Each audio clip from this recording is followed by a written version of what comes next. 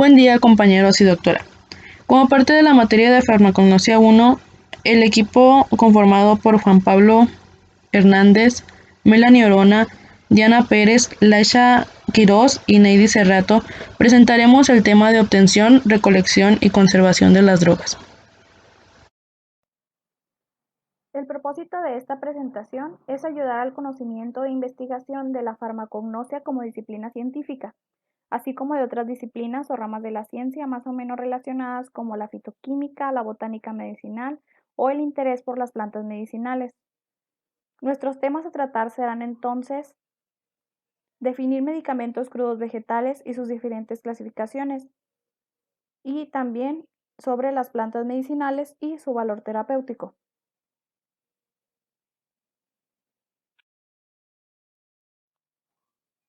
En su clasificación podemos decir que se basa en dos especies. La primera de ellas son las especies autóctonas, que son originarias de una zona, región o país, y las especies alóctonas, que son propias de una zona, región o país, donde podemos diferenciar las plantas aclimatadas y las plantas exóticas. Las plantas aclimatadas son plantas que provienen del área considerada o de lugares diferentes y se han adaptado a sus áreas de cultivo, y estas pueden ser silvestres o cultivadas. Y las plantas exóticas son plantas de otras zonas o países que no se dan en la zona considerada y que comúnmente deben cultivarse en condiciones especiales. En las plantas silvestres debemos de tomar en cuenta varios inconvenientes. El primero de ellos es la baja producción, ya que cuando la demanda es elevada, la producción de plantas silvestres puede llegar a ser insuficiente. El crecimiento irregular, ya que al momento de la recolección no todos los ejemplares obtenidos están en la misma etapa del crecimiento. La dispersión geográfica, ya que la adaptación de las plantas los lleva a no concentrarse en una sola zona, sino que abarcan un gran espacio geográfico. El contenido variado en los principios activos. Es común encontrar variedad en los principios activos de los ejemplares en estudio. Recolección cara. Costos en la búsqueda de personal calificado para la identificación de ejemplares y los costos de transporte y conservación. Confusión de identidad. Si el recolector no está calificado, puede llegar a existir una confusión en el momento de identificación de los ejemplares. Riesgo de contaminación. En los ejemplares se da gracias a los pesticidas, químicos radioactivos o productos industriales que puedan estar cerca de la zona de estudio. Y la recolección indiscriminada. Al recolectar sin medida dichas especies en estudio, podemos llegar a poner el ejemplar incluso en peligro de extinción. Al hablar de una recolección de plantas silvestres, podemos decir que es recomendado bajo ciertas condiciones. El primero de ellos es la abundancia y la accesibilidad, ya que no debemos poner en peligro tanto a la especie como al personal de recolección.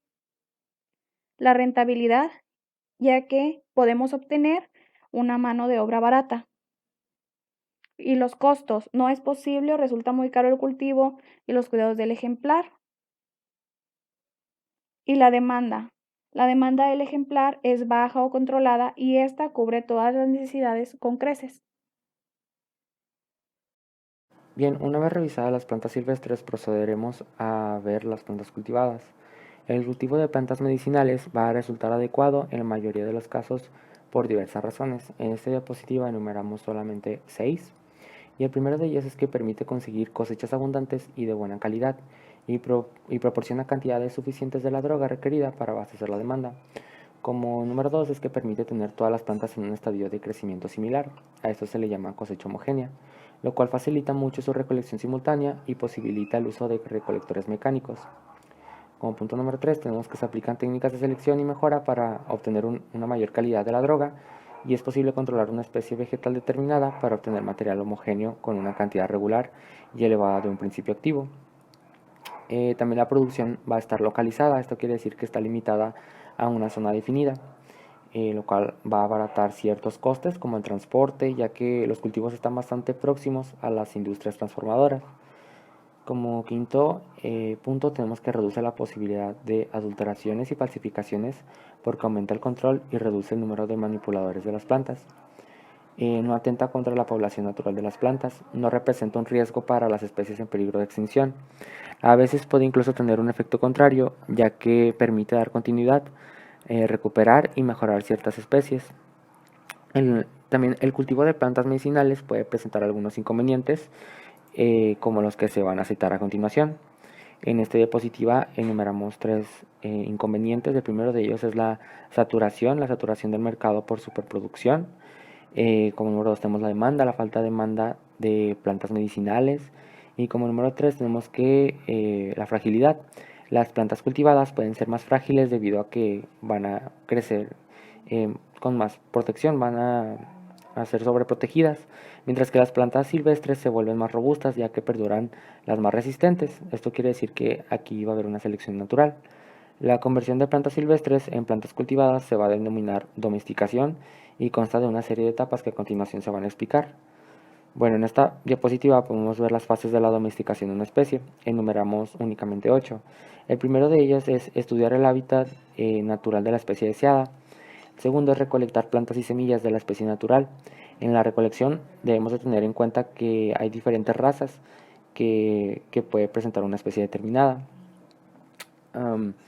Como número 3 tenemos propagar la especie. Se puede hacer de forma sexual por medio de semillas, en el caso de los vegetales fértiles, o de forma asexual o vegetativa. Como número 4 tenemos realizar una mejora genética. Como número 5 tenemos establecer las condiciones del cultivo, el lugar adecuado, las necesidades climatológicas, los requisitos de fertilización, etc. Estudiar posibles problemas del cultivo. Principalmente problemas del tipo fitosanitario debidos a parásitos y plagas del cultivo. Como punto número 7 tenemos establecer la duración del cultivo y por último tenemos realizar una evaluación económica. Mi nombre es Laisha Quiroz y les voy a hablar acerca de los tipos de mejora y selección.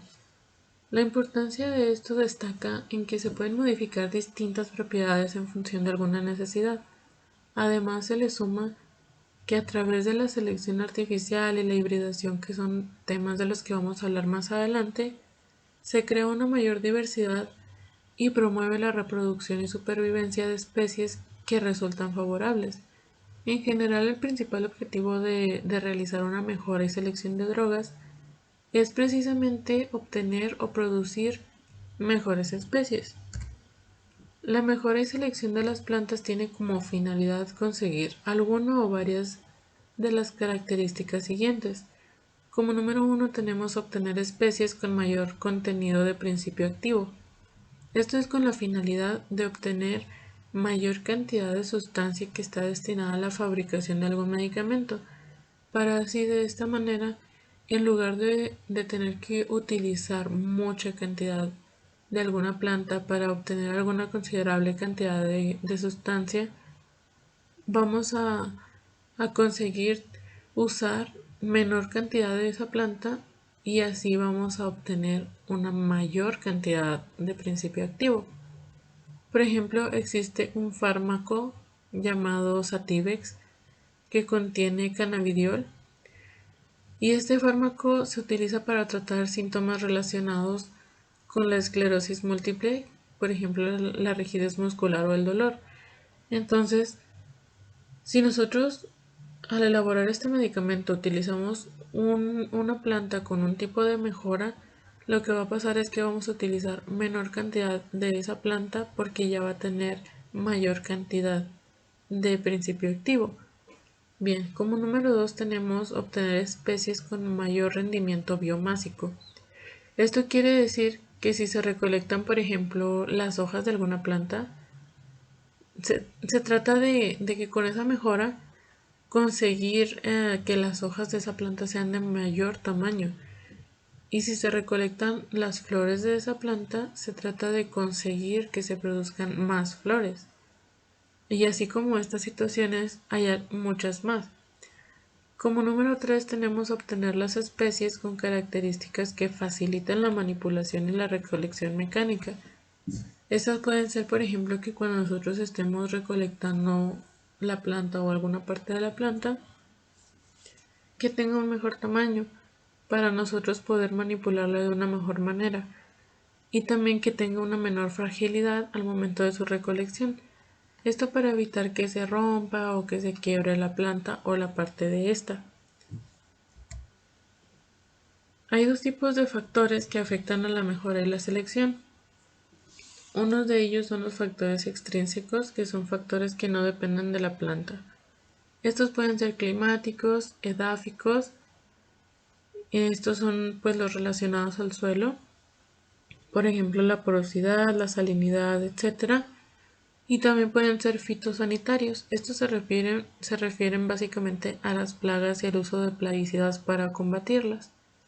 Es posible que nosotros de cierta manera podamos influir sobre estos factores, por ejemplo, variando las condiciones del suelo de que tiene ese cultivo, esa planta, mediante el uso de fertilizantes, porque estos proveen los nutrientes que le hacen falta a la tierra y con esto van a mejorar el rendimiento de los cultivos para así tener una mayor producción de cultivos.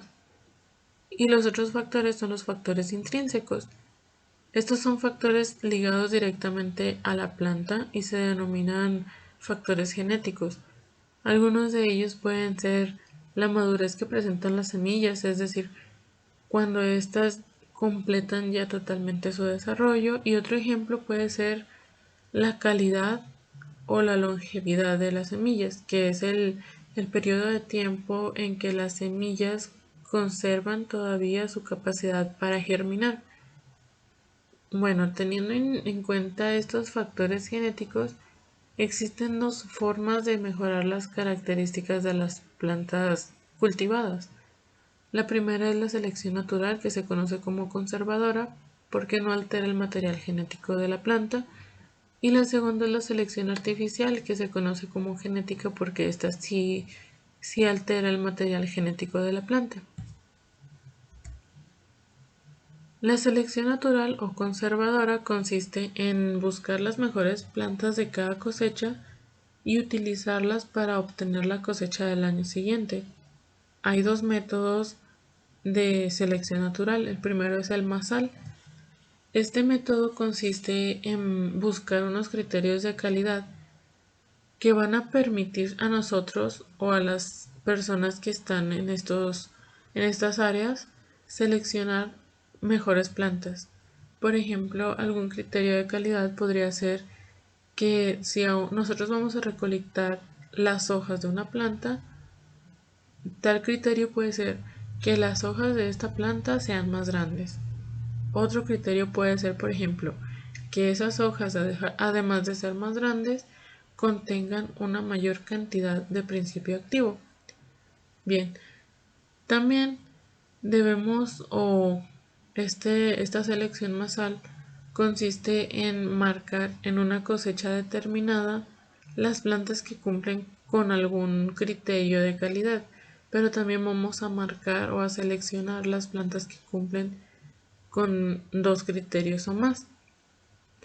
Así vamos a obtener la cosecha del año siguiente a partir de estas plantas seleccionadas. ¿Por qué? Porque nosotros vamos a seleccionar las plantas que son las mejores entre el grupo o el cultivo que tengamos. Esta selección masal la vamos a hacer mediante reproducción sexual, que son las semillas de las plantas. Y a partir de esta vamos a obtener cultivos de élite. Estos son cultivos con características altamente deseadas y que tienen unos criterios de calidad muy deseados. También, como el otro método, el segundo método de la selección natural es el individual. Este consiste en escoger una de las plantas según los criterios prefijados, que también pueden ser, como en el caso anterior, que las hojas sean más grandes y que tengan mayor principio activo. Y esa planta escogida la vamos a utilizar para obtener la cosecha del año siguiente. Entonces, si nosotros tenemos suerte y la planta es homocigótica, desde el primer intento vamos a obtener una línea pura de todos los individuos de la cosecha. Esto quiere decir que van a ser totalmente idénticos a su progenitor, pero si es heterocigótica, Como es frecuentemente, vamos a obtener una cosecha heterogénea. En este caso vamos a tener algunos individuos, algunas plantas de mejor calidad, pero otras van a ser de una calidad no tan buena. En este caso, vamos a volver a escoger al individuo que tenga las mejores cualidades, es decir, al que esté mejor dotado, y lo vamos a utilizar para la cosecha del año siguiente. Y así lo vamos a realizar sucesivamente hasta obtener una línea pura, que son esas plantas que tienen características que se manifiestan de la misma manera por muchas generaciones. Esta línea la vamos a conseguir generalmente en el transcurso de 8 a 10 generaciones. Por otra parte, tenemos el tipo de selección artificial, que como mencioné anteriormente también se conoce como genética, ya que consiste en modificar el material genético de una especie determinada mediante distintas técnicas. De esta forma se altera pues el material hereditario y vamos a obtener nuevas plantas. Existen mutaciones, hibridaciones y también existe la anfidiploidía. Desde muchos años atrás, el hombre selecciona las plantas que le ofrecen mayores ventajas, que tienen mejores frutos, que crecen más, que son más resistentes, que tienen mejores hojas, mejores flores, etcétera, y las ha ido cruzando con variedades y así obtiene una descendencia con mejores rendimientos. Por ejemplo, en la imagen que tenemos en pantalla podemos observar diferentes coles: brócoli, coliflor, repollo, repollito de Bruselas, etc. Y todos estos son descendientes de una especie original. Estas son obtenidas por el hombre mediante una selección artificial. Es decir, el hombre primeramente seleccionó el repollo salvaje, como es su nombre común, y este lo modificó o lo fue cruzando, por así decirlo, con otras plantas, y así se fueron obteniendo las diferentes variaciones de coles que podemos observar en la imagen. Hay diferentes posibilidades de alterar el material genético. Las primeras son las mutaciones. Estas son alteraciones del genotipo en las que se puede ver afectada la calidad y la cantidad de material genético. Son posibles 3 tipos de mutaciones. Las primeras son las genómicas, después las cromosómicas y las génicas. Estas mutaciones pueden producirse de forma espontánea o de forma inducida. Las primeras son las mutaciones genómicas. En estas se va a alterar el número de cromosomas y recibe el nombre de poliploidía. Puede ocurrir de forma natural y esto actúa sobre el núcleo de las células de manera que impide el proceso de división celular y duplica el número de cromosomas. Una vez ya obtenidos, pues muchos de los poliploides son fértiles y estables, es decir, que estos son capaces de propagarse por semillas. También tenemos las mutaciones cromosómicas. En estas se va a alterar la calidad y las características de los cromosomas, pero no se altera el número de los cromosomas. También tenemos las mutaciones génicas. Estas son pequeñas alteraciones de los genes, pero que pueden producir plantas que tienen características que se notan mucho y podemos determinar que son diferentes. Las mutaciones génicas pueden producirse por la acción de agentes mutantes físicos, por ejemplo los rayos X, la radiación UV o la radiación gamma, pero también por agentes mutantes químicos como el óxido de etileno y las mostasas nitrogenadas. Ahora vamos a pasar con las hibridaciones. Las hibridaciones son el resultado de la combinación o cruce de dos especies o variedades diferentes para así poder obtener una especie con características de ambos progenitores o que tenga caracteres nuevos. La hibridación puede ser de forma natural o artificial y se puede producir otra hibridación entre un híbrido y uno de sus progenitores. Esto se conoce como retrocruzamiento. Para así poder pues reafirmar de alguna manera alguno de las características del progenitor en el nuevo híbrido, por así decirlo, en el hijo. Muchos de los híbridos obtenidos son estériles y no se reproducen por semillas, entonces hay que reproducirlos vegetativamente. Un ejemplo chileno eh, es la fresa. Su nombre científico es Fagaria kiloensis. Este, como podemos observar en la primera imagen, es un fruto grande y se dice que no es muy sabroso comparado con el otra especie de la segunda imagen, de la imagen del medio, que se llama Fragaria virginiana, que podemos observar que es más pequeño que el anterior, pero se dice que es más sabroso que el anterior. Entonces, ambos frutos se cruzaron mediante una manipulación de sus genes y se obtuvo una variante totalmente nueva, pero con características de sus progenitores, que es la que conocemos hoy en día y que se cultiva básicamente en todo el mundo, que es la fresa que conocemos nosotros. Entonces, así básicamente es como se lleva a cabo una hibridación. Se hace un cruzamiento en la que el producto, el resultado, va a tener características de sus dos progenitores. Y también por último tenemos la anfidiploidía. Esta es una combinación de las dos selecciones anteriores.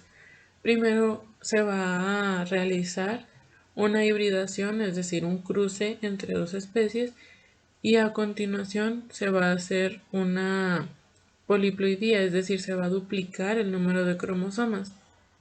El resultado de esto va a ser una especie fértil. En el ejemplo podemos observar cómo es que se combinó, es decir, se hizo primero una hibridación entre coles, la col brásica y también el otro progenitor fueron rábanos, que su nombre científico es ráfanos. Esto dio origen a un género novedoso llamado Ráfano brassica, que es lo que podemos observar en la imagen. Nosotros tenemos dos progenitores, tenemos nuestro ráfanos, nuestra brassica. Aquí hubo una hibridación y obtuvimos Ráfano brassica. Esto fue un experimento de Georgi Karpenko, espero pronunciarlo bien. Este esperaba conseguir con esta combinación una planta que combinara la raíz del rábano con las hojas de la col, porque la raíz del rábano es nutritiva y las hojas de la col tenían un buen sabor. Entonces lo que hizo Georgie es que combinó esas dos plantas, obtuvo un híbrido y como se juntaron también los cromosomas, estos ya tenían un par, entonces lo que hizo es que se duplicaron los cromosomas, es decir, se juntaron los de las dos especies y de esa manera pues se duplicaron. Entonces hubo una hibridación porque hubo un cruzamiento y hubo una poliploidía porque se duplicaron de esta manera los cromosomas. También tenemos cultivos especiales. Estos son cultivos en los que no se utiliza el método habitual de crecimiento en el suelo. Como número uno tenemos a los cultivos hidropónicos, que estas son plantas que no vamos a encontrar en el suelo, sino en cubetas de tamaño variable que contienen un medio acuoso con los nutrientes que son necesarios para el desarrollo de tal cultivo o de tal planta. Estas cubetas tienen características especiales, por ejemplo, tienen un fondo inclinado en donde se deposita la planta, tienen piedras para poder drenar de una manera correcta el agua, tienen pues grava, con esto les va a ayudar a drenar, y una capa de arena. Ahí es donde se van a insertar las plantas. Va a ser nuestra capa de arena y nuestra capa de grava para poder tener una buena filtración, un buen drenaje del agua que utilicemos en estas plantas. La alimentación o la nutrición de estas plantas se produce a partir de un tanque que suministra por goteo una solución acuosa con los nutrientes que necesitan las raíces y la planta en general, y esto va a ascender por capilaridad. Entonces, este tipo de cultivos tiene algunas ventajas. La primera de ellas es que podemos variar la composición de los nutrientes. La segunda es que permite incorporar nutrientes y esto facilita investigación de rutas biosintéticas en la planta. Y también permite incorporar precursores de ciertos principios activos que sintetiza la planta, y así de esta manera se aumenta su rendimiento. Por otra parte tenemos también los cultivos aeropónicos. En estos la planta se va a cultivar de forma en que todo el vegetal, toda la planta va a estar en el aire. Esta se inserta en unos soportes metálicos como podemos observar en la imagen, y se le van a suministrar nutrientes mediante vaporizadores que van a impregnar a las raíces de la planta. Este también tiene ventajas, y una de ellas es que se puede utilizar en cualquier época del año, además de que puede haber un rendimiento de hasta el 200%, y el consumo de nutrientes es muy bajo, es más bajo comparado con el anterior, ya que en este caso los nutrientes se van a pulverizar sobre las raíces. Entonces esto quiere decir que va a ser una menor cantidad que en cualquiera de los otros métodos anteriores. Las raíces, como van a estar en contacto con el aire siempre, no van a tener problemas de aireación, y así de esta manera pues la planta no se va a secar o no le va a pasar nada como comúnmente les pasa a las plantas que están sobre el suelo, en alguna cubeta, maceta. Esto no les va a pasar a este tipo de cultivos. Y si se enferma alguno de estas plantas, la vamos a poder detectar fácilmente, porque prácticamente toda la planta es visible, y así de esta manera podemos sacar esa planta y eliminarla para poder salvar a las demás plantas, a los demás cultivos. Y por último tenemos a los cultivos in vitro. Estos se tratan de cultivos de células o de tejidos en el laboratorio. Estos cultivos son trozos de tejido meristemático de prácticamente cualquier órgano del vegetal o de la planta. Se siembran en cajas de Petri y luego se trasladan a tubos de ensayo hasta que forman un callo, que es una estructura que, que procede de raíz, tallo u hojas, y posteriormente esta se traslada a un matraz Erlenmeyer, y ahí se va a producir el desarrollo de las células, y hay ocasiones en las que se produce el vegetal completo. El mantenimiento de estos cultivos depende del suministro de nutrientes y de condiciones necesarias para el crecimiento del mismo. Para esto es necesario trabajar en condiciones de esterilidad para que no se nos vaya a contaminar nuestro cultivo. Y para seguir el crecimiento microscópicamente se colocan células en suspensión en las cajas Petri. Para desarrollar cultivos de células se inmovilizan sobre un soporte poroso y generalmente se colocan en una columna por la que van a fluir los nutrientes. Este tipo de cultivos son muy costosos y son muy, bueno, tienen muchos pasos, pueden ser complicados y tienen algunos problemas. Uno de ellos es que necesitan agitación constante y esto pues es un gran consumo energético.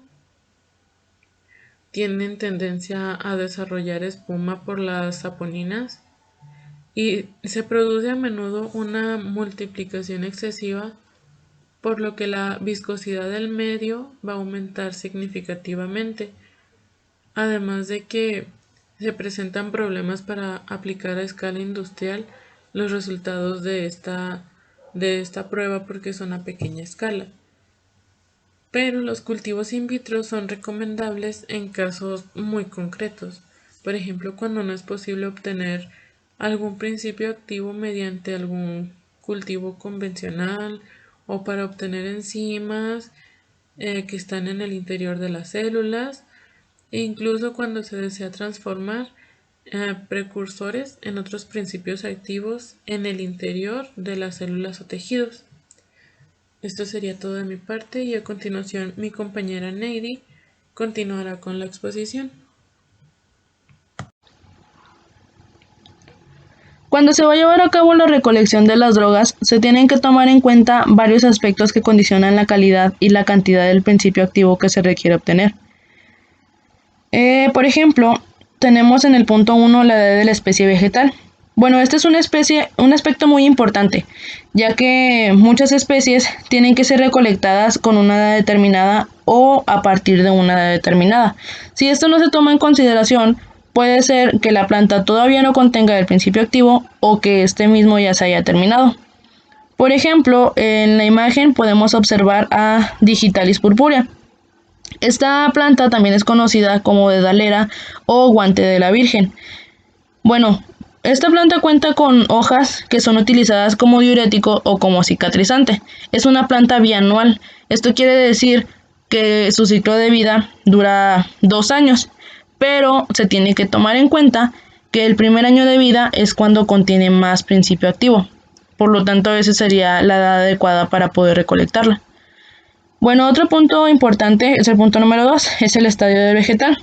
Entonces, como sabemos, las plantas pues llevan a cabo un desarrollo en el que van apareciendo cada una de sus partes, que las hojas, el capullo, la flor. Entonces hay que identificar qué parte de la planta es la que se necesita y así tener en cuenta el tiempo que la planta va a requerir para poder dar esa parte. También la época del año juega un papel muy importante en la recolección, ya que pues, bueno, los factores ambientales hacen que cambien las condiciones como el clima. Y cuando cambia el clima, también cambia la humedad, cambia la temperatura o cambia la condición del suelo. Por ejemplo, bueno, tomando otra vez a Digitalis purpurea como ejemplo, se tiene que recolectar durante la época de su floración y esta época se encuentra entre los meses de mayo y julio. Otra parte importante es el momento del día en el que se recolectan, ya que algunas especies vegetales conviene recolectarlas a cierta hora del día, pues ya sea para facilitar la recolección o para asegurar el contenido del principio activo. Otra vez tomando como ejemplo a Digitalis purpurea, esta planta debe ser recolectada a últimas horas de la tarde y se deben de poner a secar a temperatura ambiente inmediatamente después de la recolección. Probablemente si esto no se hace o se hace en otro momento del día, se puede perder el principio activo. Bueno, entonces como ya vimos, las plantas tienen diferentes órganos o partes en las que se encuentran principios activos. Puede ser que, bueno, generalmente el principio activo que se encuentra en una hoja no se encuentra en la flor o viceversa. Por lo tanto, se tiene que reconocer qué parte de la planta se quiere utilizar. Por ejemplo, también se tiene que tomar en cuenta en qué momento se recolectan cada una de estas partes. Por ejemplo, en las hojas se recolectan generalmente cuando la fotosíntesis es más activa. Esto quiere decir que se recolectan cuando están más verdes. Esto es principalmente antes de la floración, durante la floración y antes de la maduración de los frutos. Luego tenemos las flores. Estas se recolectan antes o durante la época de la polinización. Después tenemos los capullos y se recolectan durante el periodo de floración. Los frutos pues pueden variar, ya que pues esto sí depende mucho de lo que se vaya a utilizar. Conocemos que los frutos tienen características muy diferentes cuando están desarrollados, cuando están verdes o cuando están maduros. Entonces pues puede variar más. En las semillas se recolectan cuando el fruto ya está maduro, pero tomando en cuenta que se recolecta antes de que se abra. Normalmente las semillas las encontramos adentro de los frutos de la planta. En ocasiones se pueden encontrar en la flor, pero casi siempre se encuentran dentro del fruto. Otra parte es la corteza. Bueno, la corteza se recolecta poco antes o cuando se empiezan los procesos vegetativos. Esto es en primavera y en verano, que es cuando hay más circulación de savia. Y la raíz y los rizomas se recolectan en otoño. Esto es pues cuando ya finalizan los procesos vegetativos. Y aquí podemos observar una imagen en donde menciona algunas de las partes que se mencionan aquí. Aquí tenemos el fruto, el capullo, el tallo, la raíz, la hoja y la flor. Cuando una planta es arrancada, se altera su metabolismo y de aquí comienzan una serie de reacciones y fenómenos que afectan la droga recolectada. Estas causas se pueden dividir en alteración interna o alteración externa. Por ejemplo, en las alteraciones internas tenemos a las reacciones enzimáticas, que se mencionan como ejemplo la hidrólisis de glúcidos, de ésteres o de heterócidos, y también las oxidaciones. Pero también se pueden llevar a cabo autooxidaciones, que serían las oxidaciones espontáneas. Por parte de las alteraciones externas se pueden mencionar, por ejemplo, el calor, las radiaciones, la humedad, o también puede ser el ataque de parásitos, microorganismos o insectos.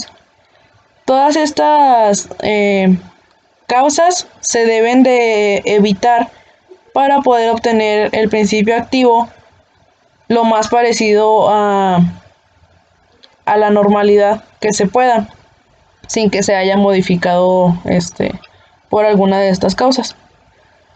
Entonces, en la siguiente diapositiva se van a presentar algunas formas para poder evitar estas causas. Como ya vimos en la diapositiva anterior, las reacciones enzimáticas es una de las causas de alteración interna que se deben de evitar. Entonces, para poder evitarlo tenemos dos opciones, que sería la inhibición enzimática y la inactivación enzimática. Como podemos observar en la tabla, una de estas es reversible y la otra no. Comencemos con la inhibición enzimática. Se puede llevar a cabo mediante tres diferentes tipos de procedimientos. El primero sería la desecación natural al aire libre. Este proceso suele ser más lento, y más económico, pero también es menos efectivo, perdón. Entonces, bueno, tenemos el primero que sería al sol, que consiste pues básicamente en dejar las bandejas con plantas directamente al sol. Este método tiene como desventaja que al recibir los rayos directamente del sol, puede perder propiedades como el color o el aspecto de la planta. Entonces, pues no es tan usado, sin embargo, sí se sigue utilizando. El otro sería a la sombra. A la sombra se utilizan instalaciones que tienen, pues normalmente es una sombra artificial, en donde ya se pueden dejar las bandejas y con corrientes de aire natural, va desecando la planta. Aquí pues sí conservan el color y el aspecto de la planta. El otro es la desecación artificial. Entonces, para el aire caliente tenemos dos artefactos, dos máquinas, que sería el túnel de secado o la torre de secado. Entonces, bueno, pues esto consisten en recipientes que se van moviendo, van circulando en sentido contrario a una corriente de aire caliente. Aquí nada más se tiene que tener cuidado de que el aire no sea demasiado caliente para evitar que se formen costras sobre el vegetal. Y pues bueno, este método, por decir, tiene de ventaja que aquí sí se puede controlar lo que es por ejemplo, la temperatura, la humedad o el tiempo que va a durar la operación. También tenemos lo que es la estufa al vacío, que pues consiste en introducir las plantas a una estufa que genera vacío y se encuentra a una temperatura de 40 grados centígrados. Bueno, el único inconveniente aquí es que se utiliza en cantidades pequeñas, por eso generalmente es utilizado en laboratorios de investigación. Y el otro que tenemos son las lámparas de infrarrojo, de radiación infrarroja, perdón. Bueno, en este método las drogas se depositan en una cinta que circula debajo de unas lámparas de infrarrojo y esto se utiliza sobre todo a nivel industrial. Bueno, pues no se utiliza tanto o no es muy recomendable, ya que al utilizar la radiación infrarroja se puede alterar la composición de algunas drogas, no de todas, pero sí de algunas. Entonces, bueno, como último tipo tenemos la liofilización o la criodesecación. Este es el método, se podría decir, más efectivo porque es el que más reduce la cantidad de agua de la droga y que es el objetivo de estos procedimientos, quitar el agua de la planta. Entonces, bueno, este proceso consiste en congelar rápidamente la droga a temperaturas muy bajas que se encuentran entre menos 40 y menos 80 grados centígrados y después sublimar el agua aplicando vacío y calentándolo. Entonces el agua va a pasar directamente del sólido al vapor y esto va a hacer que la droga quede con una cantidad muy baja de agua. Bueno, este método puede ser muy efectivo, pero también es muy caro. Entonces, se utiliza nada más como en casos muy, muy especiales, muy concretos. También tenemos la inactivación enzimática. Este es un proceso irreversible porque consiste en la destrucción de las enzimas. Entonces, como se destruyen, ya no pueden volver a recuperarse como en el procedimiento de inhibición enzimática. Bueno, tenemos 4 procedimientos que el primero es con alcoholes a ebullición. Este método, este procedimiento ya no es utilizado porque como muchos principios activos se solubilizan en el alcohol, puede que se destruya lo que estamos buscando.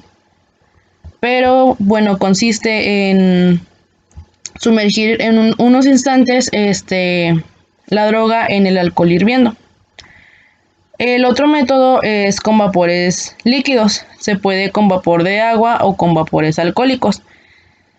Bueno, en el de agua se introducen las drogas en un autoclave de 100 a 120 grados centígrados.